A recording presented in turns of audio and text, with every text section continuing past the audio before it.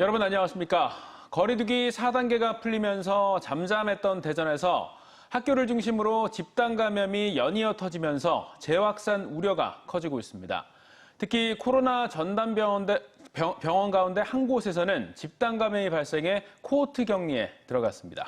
충남은 하루 평균 90명으로 85명인 4단계 기준을 충족하면서 거리두기 격상을 본격적으로 고민하고 있습니다. 장석영 기자입니다. 병원 내에서 집단 감염이 발생한 대전 보훈병원입니다. 코로나19로 인해 외래 진료를 중단한다는 현수막이 크게 내걸리고 곳곳에도 진료 축소 안내가 붙었습니다. 지난 6일 이 병원에 입원한 70대 환자가 확진된 이후 입원 환자와 보호자, 간호사 등 17명이 양성 판정을 받았습니다.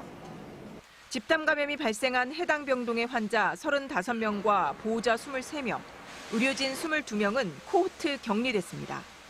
전면 등교 상황에서 38명의 확진자가 발생한 서구 탐방동의 학원 관련 집단 감염도 심상치가 않습니다. 관련 확진자가 나온 9개 학교는 위험도에 따라 전교생 또는 해당 학년이 원격 수업에 들어갔고 기숙사에서 확진자가 나온 대전 외고는 기숙사 문을 닫았습니다. 방역당국은 CCTV 분석 결과 학원 측이 일부 방역 수칙을 위반한 사실을 확인하고 과태료 150만 원을 부과하는 한편 지역 120개 학원에 대해 중점 점검에 들어갔습니다. 거리두기를 한 칸 띄우기를 했어야 되는데 앞좌석, 뒷좌석이 이제 붙어 있고 또 옆좌석도 같이 붙어 있는 경우도 많이 발견이 됐습니다. 그래서 저희가 그 수칙 위반으로 과태료 150만 원을. 천안에서도 10대 초중학생 7명이 확진됐고 아산 교회발 집단 감염도 추가 확진자가 나오면서 누적 103명으로 늘었습니다. 또 부여 외국인 근로자와 예산 다방 집단 감염에서도 확진자가 계속 추가돼 충남의 코로나19 확산세는 연일 위험수입니다. 충남도의 최근 일주일 사이 하루 확진자는 60~70명대에서 150명이 넘는 날도 있어 하루 평균 90.57명. 사회적 거리두기 4단계 기준 85명을 초과했는데 방역당국이 단계 조정을 검토하고 있습니다. TJB 장석영입니다. 정부의 고강도 거리두기 규제에 묵묵히 견뎌왔던 자영업자들이 더 이상은 못 참겠다며 거리로 나서고 있습니다. 걸핏하면 집합금지와 운영시간 제한을 반복하는 상황에서 정부가 제대로 좀 대책을 세워달라는 건데요. 위드 코로나로 전환하고 영업손실 보상을 촉구하고 있습니다. 유재열 기자입니다. 코로나 사태가 1년 반 넘게 이어지면서 정부의 영업 제한 조치로 자영업자들은 생존권이 위협받고 있습니다. 끝모르는 매출 감소에 대형마트나 백화점 등과는 차별적인 거리두기 조치로 휴폐업이 속출하면서 빚만 떠안게 됐다며 하소연합니다. 지금 몇 개월, 4개월째 문 닫으라겠지 우리. 그래 뭘로 먹고 사냐고 지금 집세니 뭐니. 빚져갖고 신용불량 올라가면 어떻게 하는 건데. 진짜 지금 내가 죽으라고 하면 죽을 수도 있어요. 결국 현 상황을 견디지 못한 자영업자들이 거리로 나서 시위를 벌이는 상황까지 발생했습니다. 자영업자들은 위드 코로나로의 전환과 다중이용 업종에만 강제되는 영업시간 규제 철폐, 인원 제한 규정 폐지, 매출액 감소에 대한 손실 보상 등 현실적인 대책을 촉구했습니다. 지금 정말 힘든 것은 매출의 90%가 줄었어요. 그렇기 때문에 나오는 겁니다. 자영업자들 거의 60%, 70%가 다 죽기 직전이거든요. 살기 위해서 나오는 겁니다. 그냥. 자영업자들의 반발에도 불구하고 정부의 방역 조치를 따를 수밖에 없는 지자체는 이러지도 저러지도 못하는 상황. 다만 피해를 입은 소상공인들에 대해서는 공공요금과 건강보험료 지원, 영세 자영업자 인건비 지원 등 자영업자 지원을 대폭 확대했다고 밝혔습니다. 특히 소상공인 영업손실보상법이 통과됨에 따라 10월 중엔 손실보상금도 지급할 계획입니다. 1,200억 원의 무이자 특례 보증을 지금 시행 중에 있고요. 배달료, 카드 수수료 등 12종의 특별 지원 시책을 추진 중에 있습니다. 10월 이후에는 대대적인 소비 촉진을 위한 사업도 준비해놨습니다. 그러나 정부의 손실보상금 지급은 영업손실보상법 통과 후 7, 8월 2달분에 그칠 것으로 보여 자영업자들의 반발은 앞으로도 수그러들지 않을 것으로 보입니다. 1년 8개월 넘게 이어진 코로나19 사태 속에 폐업의 위기를 지나 이제는 죽기 직전이라는 자영업자들의 피 맺힌 절규가 계속되는 만큼 이들의 피해를 줄이기 위한 현실적인 방역 대책과 영업 제한 조치 완화 등 대책 마련이 절실해지고 있습니다. TJB 류재일입니다. 2학기 전면 등교가 시작되면서 지역 대학들이 비대면 강의의 한계를 극복한 첨단 강의실을 속속 선보이고 있습니다. 캠퍼스 전역에 가상현실 강의와 하이브리드 강의실까지 나왔는데 헤드셋을 쓰고 가상현실로 수업받는 학생들을 김진석 기자가 만나봤습니다. 아산의 한 대학 간호학과에서 2학기 개강과 함께 진행 중인 가상현실을 활용한 실습 교육과정입니다. 학습자가 가상현실 헤드셋을 쓰고 가상 공간에 있는 환자를 대상으로 장갑형 조정기를 이용해 혈당 수치를 검사합니다. 혈당 수치가 조금 높게 나와서 식사 조절 들어가도록 하겠습니다. 가상현실이지만 정교한 실습 체험이 가능하고 반복적인 연습과 교수 평가도 가능합니다. 공연 영상학과의 가상현실 수업 시간. 헤드셋을 쓰면 관객이 운집한 극장의 무대와 유명 배우가 나타나고 학습자는 배우와 대사를 주고받으며 연기 연습을 할 수 있습니다. 실제 극장처럼 관객의 환호와 야유, 박수 같은 공연 요소까지 경험할 수 있습니다.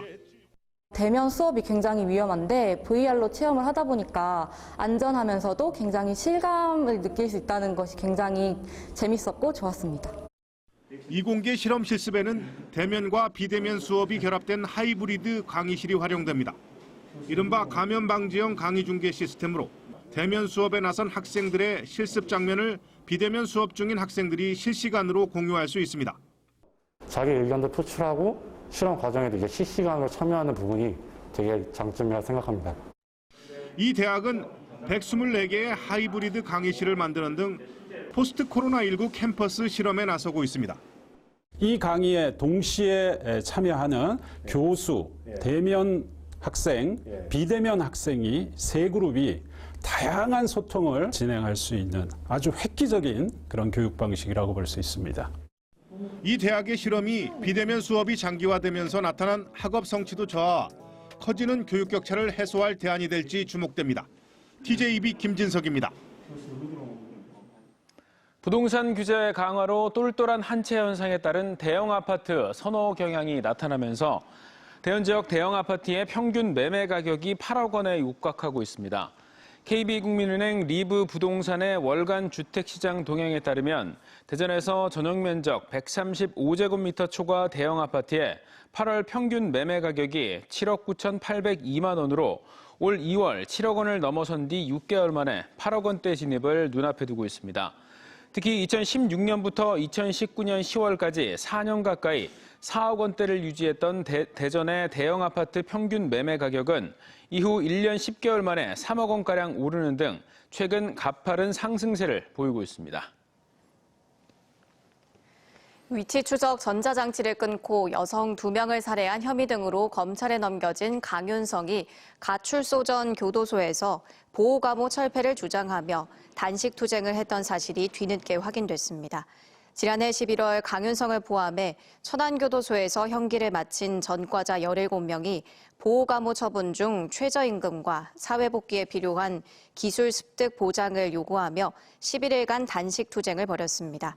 강 씨는 범죄 동기로 돈이 필요했다고 밝혔는데 일각에선 보호감호 제도에 대해 교정기관이 범죄자 사회 적응 기능에서 제 역할을 충분히 못한 탓이라는 지적도 나옵니다.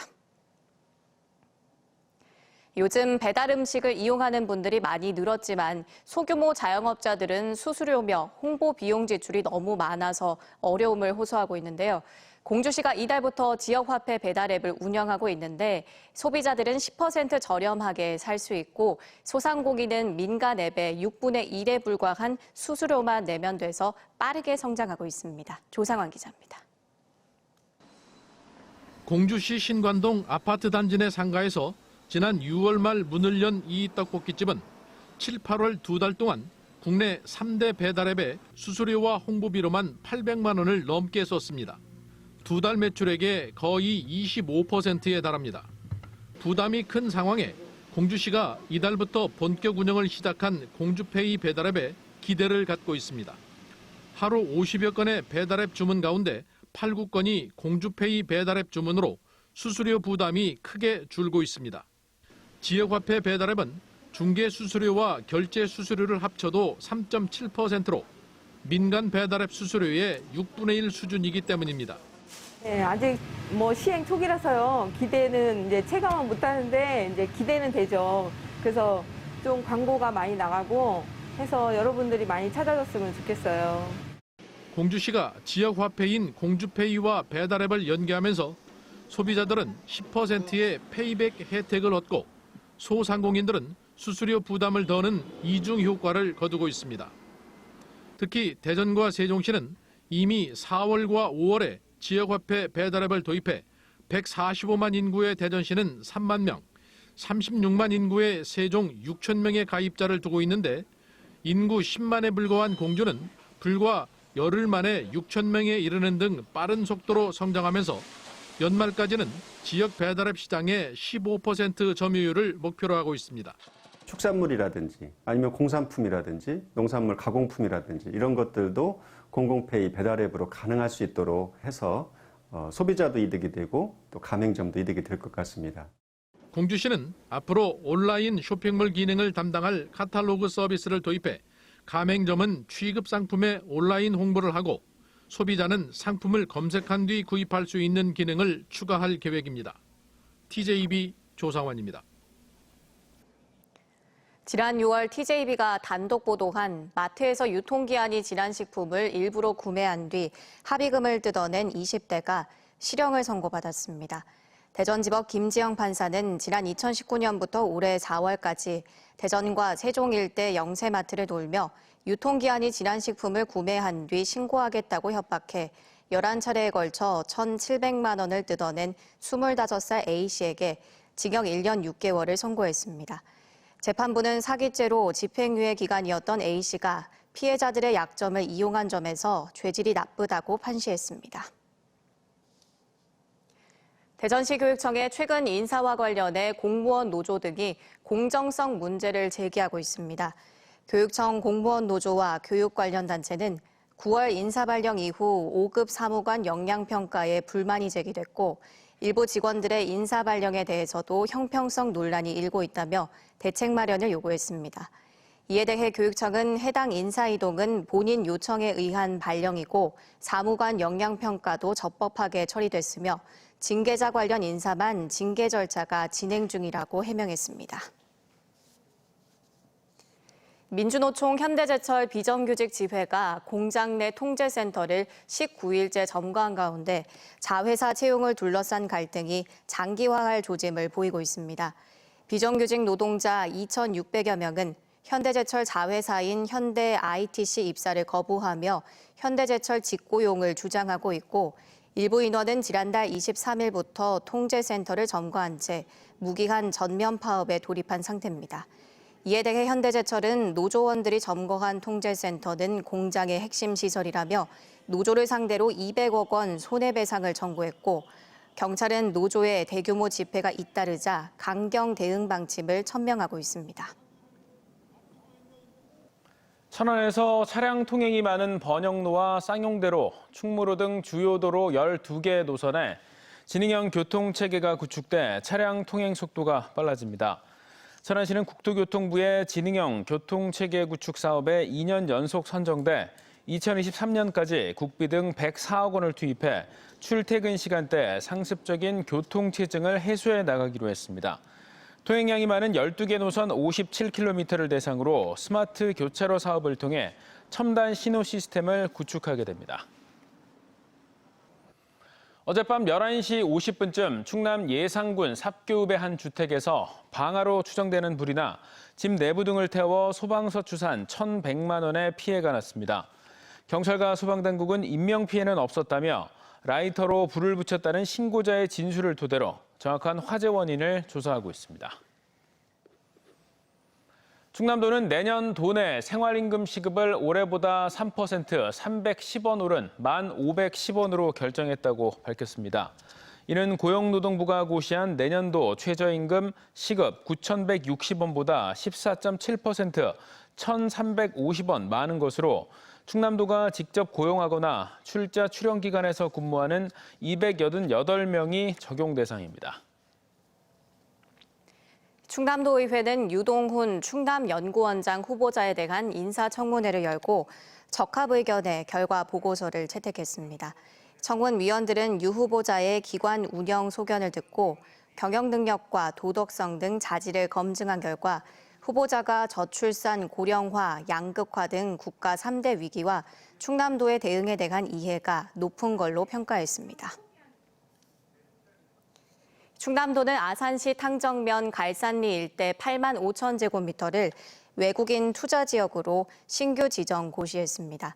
신규 지정된 곳은 도내 7번째 단지형 외국인 투자 지역으로 삼성 디스플레이 단지와는 직선거리로 1km가량 떨어졌습니다. 충남도는 외국인 투자 기업에 대해 공장 부지를 최대 50년간 장기 임대하고 토지가액의 1%를 임대료로 책정하는 등 각종 재정 혜택을 줄 예정입니다.